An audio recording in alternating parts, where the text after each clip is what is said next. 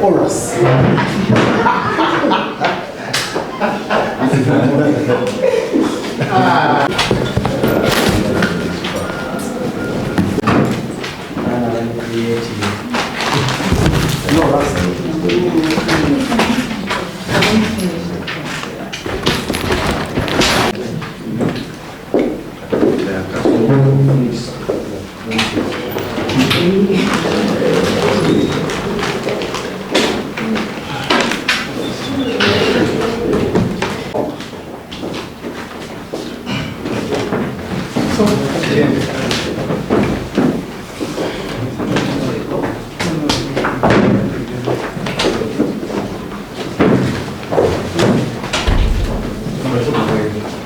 Agenda kuwa footage ono.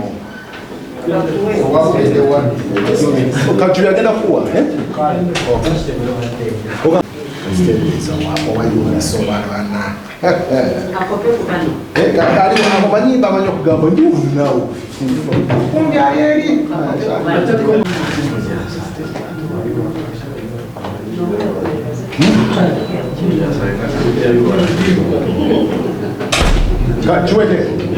Okay. Thank you so much.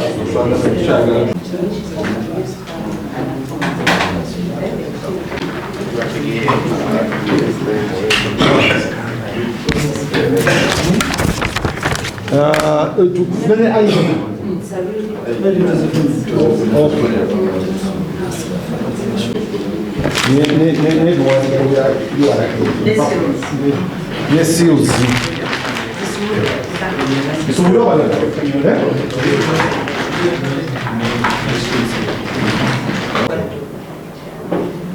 see it is good okay. We're gonna part, but in same zone we part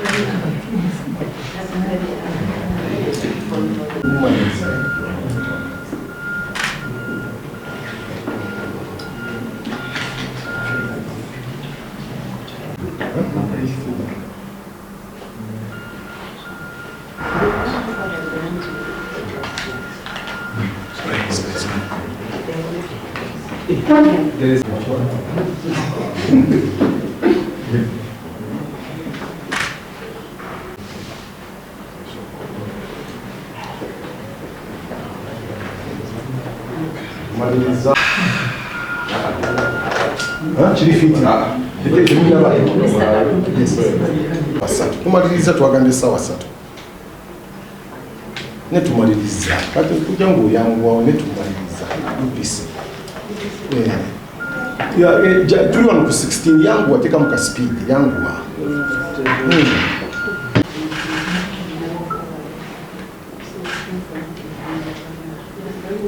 sebo tumaliriza tumaliriza neka logo nekateka obulungi awo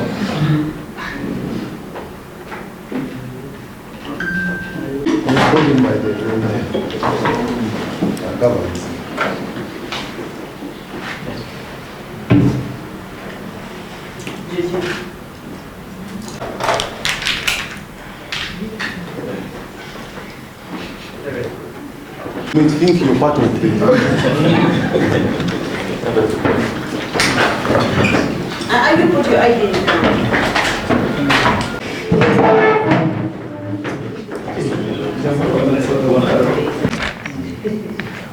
Mwagala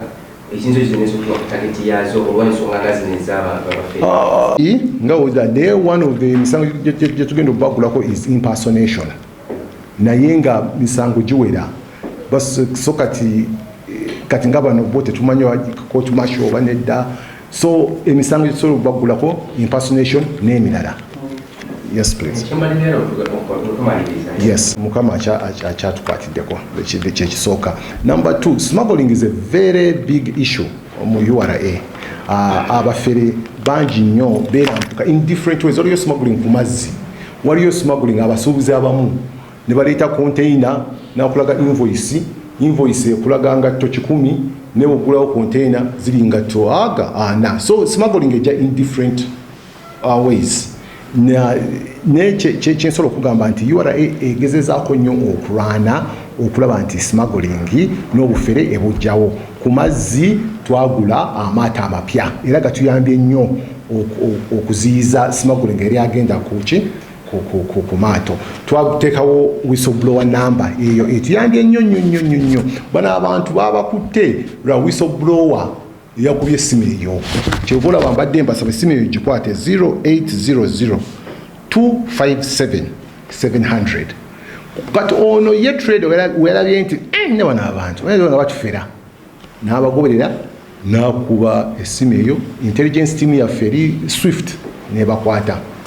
Thank you. Nga bwe nabagambye earlier nti investigations are still going on. So tetusobola gamba nti baba Masaka barracks oba barracks eno ofuna kyengamba teams zaffe za intelligence zitudde ne team ya UPDF tumanye bulungi their story. Oyinza okusanga nti baba walala nnyo nga ffe twogera kino nga bo bava eri ofuna kyengamba naye bwe tugenda bitegeera era tubawe information eyo. Naye kyensobola bagamba ekiri sure is that tebali attached ku enforcement team yaffe. Jukira nti enforcement teams zaffe tulina attachment y'abasirikale from UPDF abatuyamba mu mulimu, but bano bo bambadde uniform but they are not attached ku team yonna eya enforcement. Na message number 1 bannange financial eri kumpi kuggwa, that is number 1. So mwegendereze nnyo abafere aberimbise mu teams afisemanya enforcement okujja okuggalawo. Tosobola kumanya mambi ng'oli eyo tosobola kumanya nti eno ye card forge eya URA tosobola kitegeera. Ndowooza eziri zanjawulo nnyo ndowooza muziraba. However oyamba buyambi n'osoma ku ID number. Bw'okwata ID number eyo mbadde mbasaba mukube essimu eno 0800 257 700.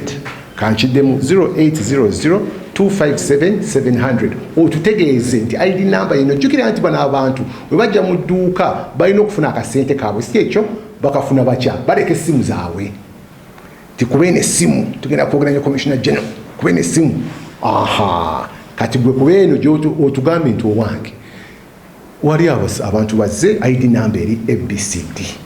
Kati intelligence teams zaffe zijja kuyamba bulungi, tujja kukola kye bayita trap. Tubakwate bulungi nga bazze okukima akasente kaabwe, tubakwate bulungi tubaguleko omusango. Babadde ne mundu. Yes, did they have weapon? Okay, badde batambula ne mundu. Nga uniform ne mundu tebereza nga oli musuubuze Masaka n'ogattako ne simanya uniform ya URA tebereza ekitegeera. They have been recovered. Like I said, bano abantu bo teams zaffe za intelligence bakwasaganye ne ba UPDF babalonyerezaako. It's a much bigger case okumanya whether they are purported or not. So it's a much bigger case. N'abantu bano team yaffe ya intelligence ekwataganyiza ne team ya security first and foremost okumanya story y'abo n'abantu. Omuntu asobola okwerimbika nga ayambadde uniform nenga si musirikale. A very good case. Abaami bano bambadde URA nenga si ba URA. So that is number 1. Are they UPDF or not? So team yaffe ekwasaganya ne team ya UPDF okumanya issue eno. Ekyokubiri wamala okumanya issue eyo, next stage bajja kikolako whether they're going to court martial or not yejja okuddako. Naye as I speak right now they are being also investigated okumanya nti whether they are purported to be UPDF or not. Abeita private Odong Samu Pio, private Nuaine Steven, ne private Twesime Emon basatu.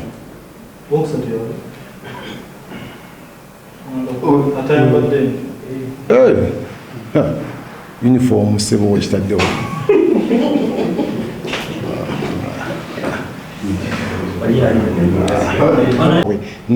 Yes, it's the same question.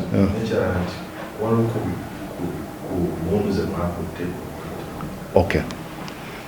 Ebikwekweto byabadde bakola badde balina emmotoka gye batambuliramu bwe batuuka mu kifo nga babuukamu mu mmotoka jjukira nti katumanji omuntu wa bulijjo mu dduuka bw'alaba identity card ng'eno n'alabako URA tasobola kumanya nti eri forged oba teri forged bw'alaba reflector ziri awo tasobola kumanya nti ziri forged kate weegattako ne basajja nga bano esasage n'okutya so bajja ne bagamba abantu mutunda omwenge temukozesa digital stamps era temusasula musolo nga batiisatiisa abantu mala okutiisa nga baggalawo edduuka bakozesa zino siiru eziri forged mala okuggalawo edduuka ne baleka n'ekiwandiiko abamu ebiwandiiko byetufunye bakozesa n'erinnya lya commissioner general bagamba property impounded for not complying with tax obligations by the orders of the commissioner general kati teebereza oli eyo Masaka musajja alina identity card ya URA yafaananga ya URA kati okutya alina n'abasirikale so tiimu yaffe etandise okufuna reports tiimu ya security nekola omulimu gw'amaanyi netandika okuinvestinga nebagwamu nebakwata era ring leader waabwe y'omwami oli Asiimwe Frederick ne ku shaati kuliko Agaba Frank ne amanya g'amatuufu ye Asiimwe Frederick tiimu bakyaliyo ne tiimu ya URA intelligence ebaloonya wenjogerera kati waliwo ne arrests ezimu zibakoze kweyo ensonga abantu bano musuubira okubatwala mu kkooti y'amatikkira bali kati bano abaami bano tiimu yaffe ya intelligence egenda kukwatagana ne tiimu ya security ya Uganda wano okuzuula bulungi bano abantu oba beerimbika mu magye bambala uniform oba amagye bennyini nekyengeza kukakasa wano kiri nti bano abantu tebalina kakwate konna ku enforcement team ya URA beerimbika nti basirikale naye tebalina kakwate konna ku enforcement team ya URA mu maaso gammwe tulina abaami bataano babadde balimba abantu nti bakozi ba URA enforcement team abantu bano twabasanze tiimu yaffe ya security yabakutte Katovu kumpi Lyantonde nga bafera abantu mu district y'e Lwengo amanya gaabwe ye Odong Sam Opio Nuwayine Steven Twesiime Amon Sebuliba Isma ne Asiimwe Frederick. Asiimwe Frederick ye yeeyita Agaba Frank badde bambala shaati ezifaananga uniform zaffe singa omwami yagezaako okulaga alina erinnya ku shaati ye Agaba Frank n'erinnya lye etuufu ye Asiimwe Frederick babadde balina ne identity card eziraga nti baba mu URA ne zino identity card nkadde nnyo naye omuntu wa bulijjo mwami tasobola kumanya abamu nga balina ne reflector jacket muziraba nga kuliko kalogo ka URA badde batambula ne siiru eziri fake bajja ku dduuka bateekawo essasagge ne baleka n'ebiwandiiko nga bisoma bulungi nnyo nti temporarily closed for failure to comply with tax obligation visit Nakawa nga baggalawo nga bo balinda gwe bakubira emisimu nga muteesa obawayo ekyobawa nga bakoma nga bakugulawo so tiimu yaffe yafuna reports kuva mu mikwano gyaffe ne intelligence team nekola omulimu gw'amaanyi netandika obbalinnya kagere era group ekyali out there naye tugezezaako okukwata bano abaami bano era abalala tubagoberera nnyo nabo bagenda kukwatibwa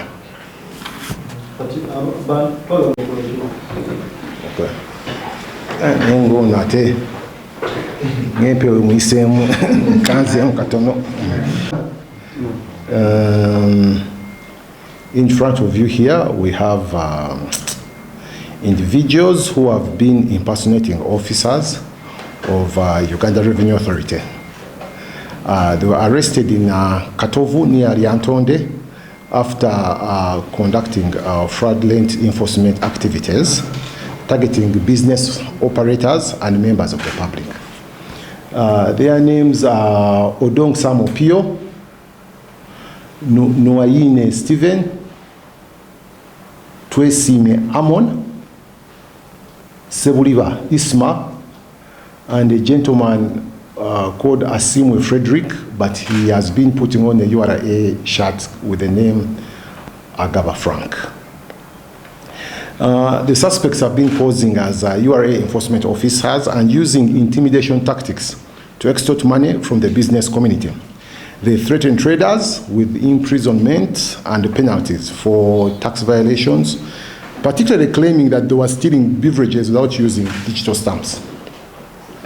This has been a very big problem that URA is fighting against, imposters who put on our uniform. You can see that many of them have been having our identity cards. Please, you should give me your identity card. You move an identity card here. Give it to me. They had identity cards. Then these are forged identity cards of URA. They had reflector jackets with the URA logo on them. Some of them even had shirts of URA. Jaco, you can see there. Shirts of URA with even the name. All attempting to defraud the business community. The good thing is that our traders were, in conjunction with the intelligence unit of URA, they were really quick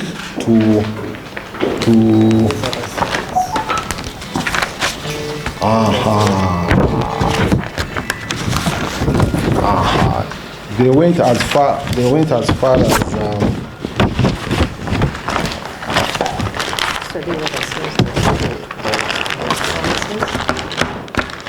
when they go, thank you so much.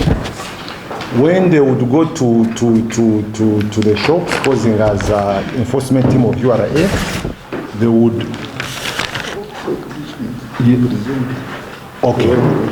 Okay. They would actually leave such documents to the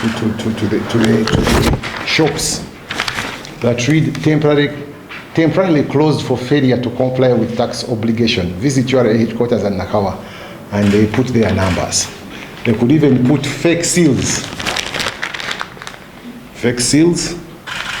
on the shops. They even had forged URA letterheads. You can see.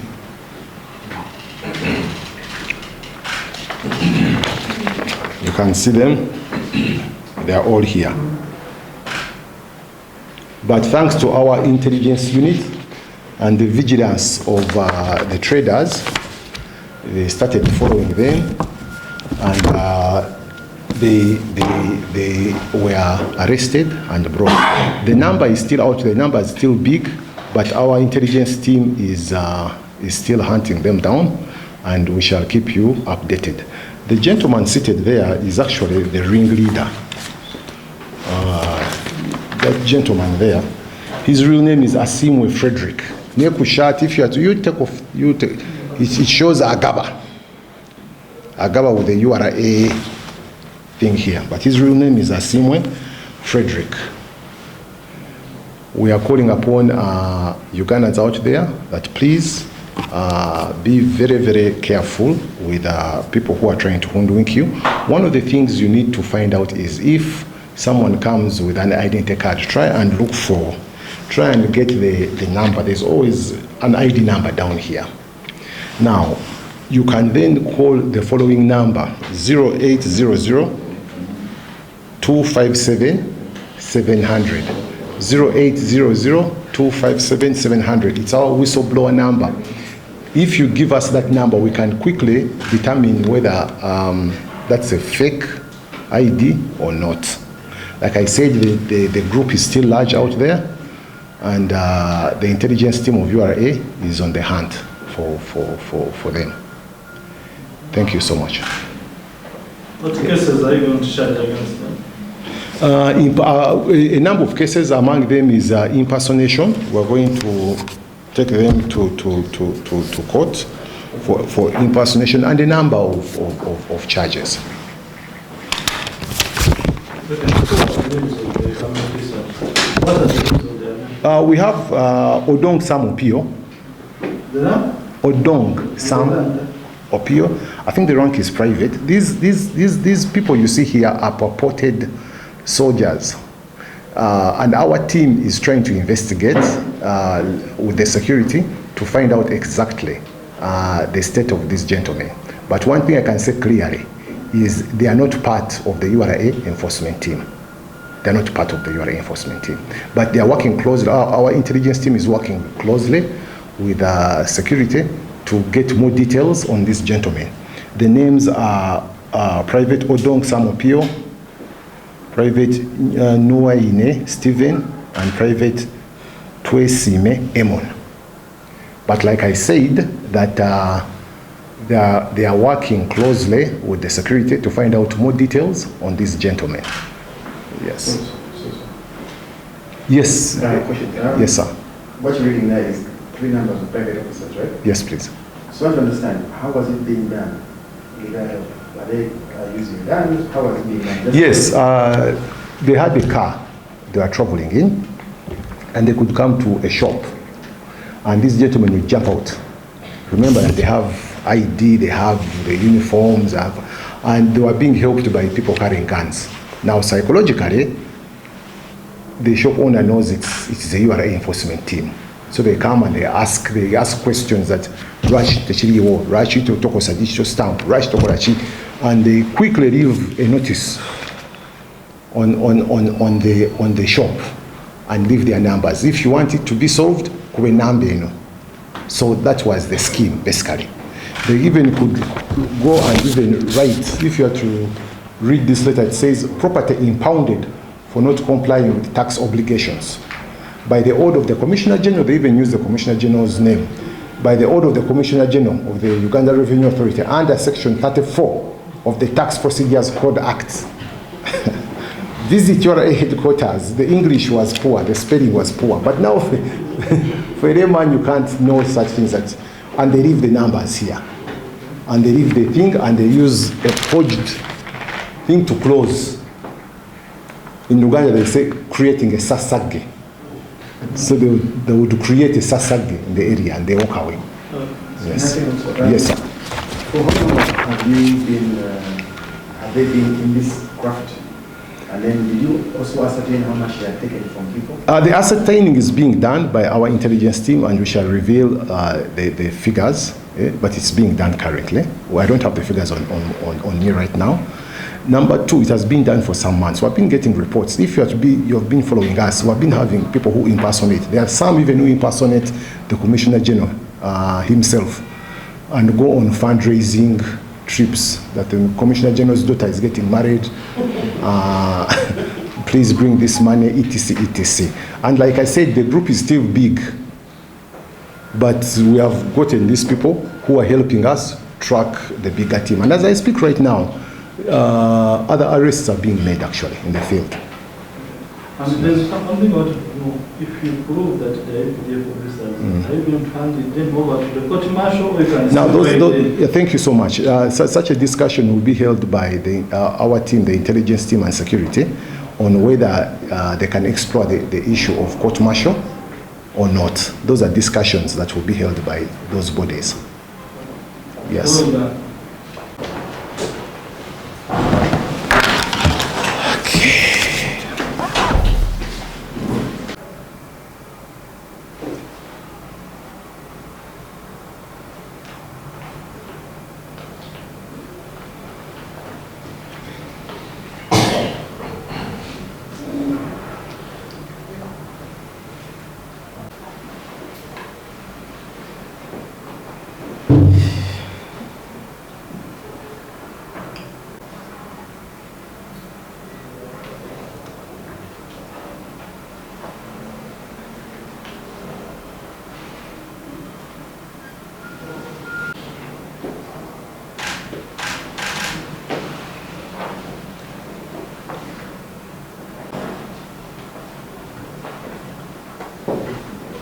Yes. Okay. Primary, you let me know. Eh?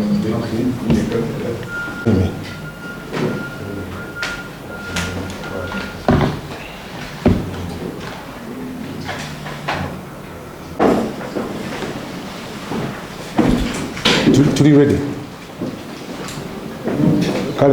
Okay, you let me know. Tutandika with English or Uganda? English. English.